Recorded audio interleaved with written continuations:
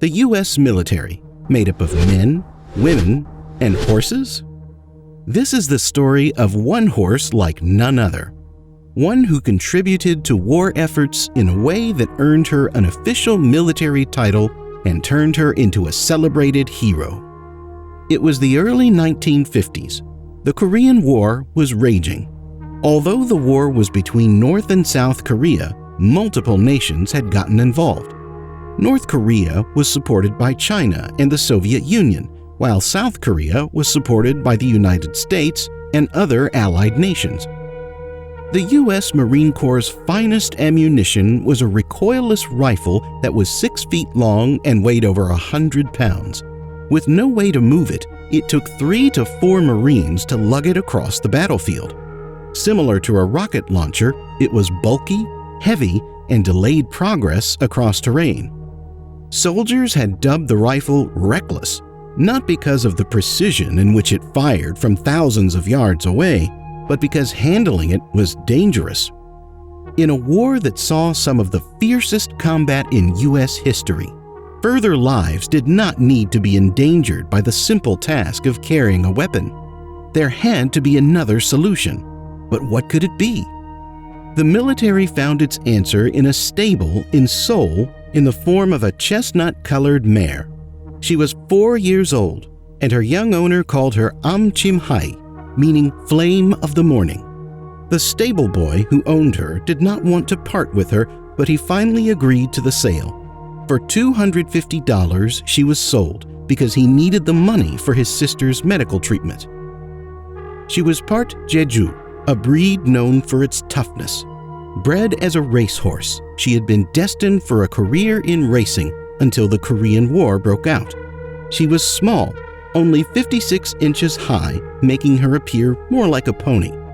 She seemed like an unremarkable horse, one who would be no different from any other, but she would soon prove her worth.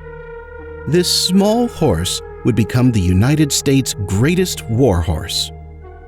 Lieutenant Eric Peterson, commander of the Recoilless Rifle Platoon, decided to train her to carry the recoilless rifle and several of its heavy 24-pound shells. Instead of using soldiers who would be needed in combat, he hoped that a horse could move the equipment during battle. The Marines would be surprised at how good Flame would prove to be. Her training, dubbed Hoof Camp, was an equine version of military boot camp. Her primary trainer, Platoon Gunnery Sergeant Joseph Latham, taught her to do many different things. She learned how to lie down when under fire, to run for cover, avoid barbed wire, and crouch in foxholes. She learned how to move equipment from one point to another on her own. She learned quickly, and once she'd understood a task, she never needed coaching again. In October 1952, Flame joined the anti-tank division of the U.S. Marines. Soldiers nicknamed the little horse Sergeant Recoilless because of the equipment she carried. After 2 years of dedication, the commanding officer was so impressed by the horse's role in the armed forces that she was honored with an official battlefield promotion to the rank of sergeant. She had officially become Sergeant Recoilless. There were special orders when it came to Sergeant Recoilless, who became one of the most important U.S. assets in the Korean War. Attempt to ride her and face court-martial.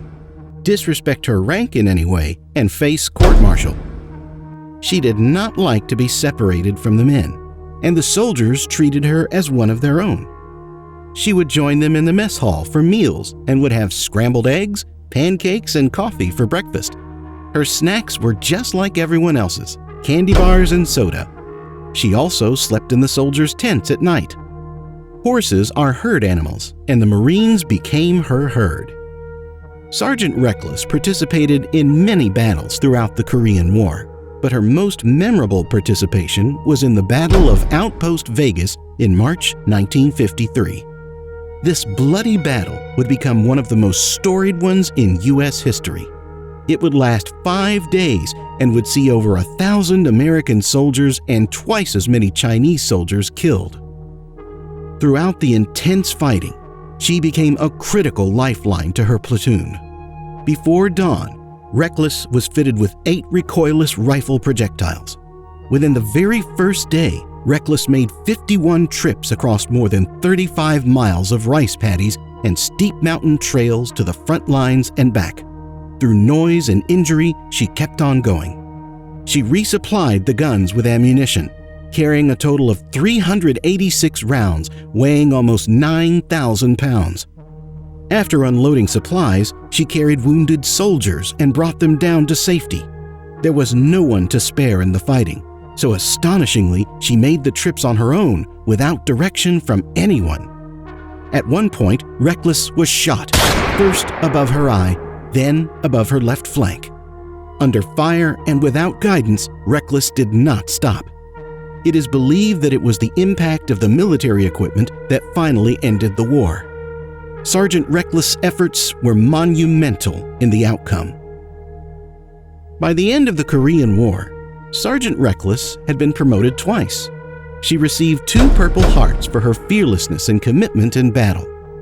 Among the other rewards she received were a Marine Corps Good Conduct Medal, a Presidential Unit Citation with a Bronze Star, and a National Defense Service Medal.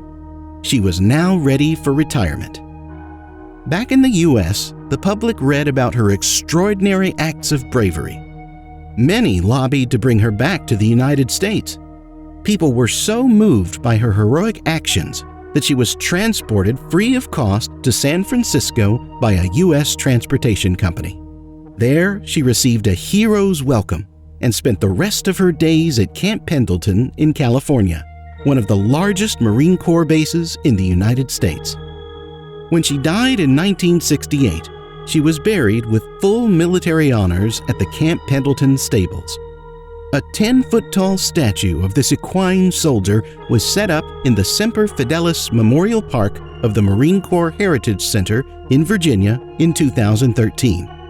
Camp Pendleton finally unveiled a statue dedicated to Staff Sergeant Recoilless on October 26, 2016. For the most part, however, Sergeant Recoilless has been forgotten in the annals of military history, a legacy that no decorated war hero deserves. So today, we salute Sergeant Recoilless, the only horse in U.S. history to have been promoted to the rank of sergeant in a war that could have ended very differently if it were not for her efforts. An equine soldier who was a true animal hero.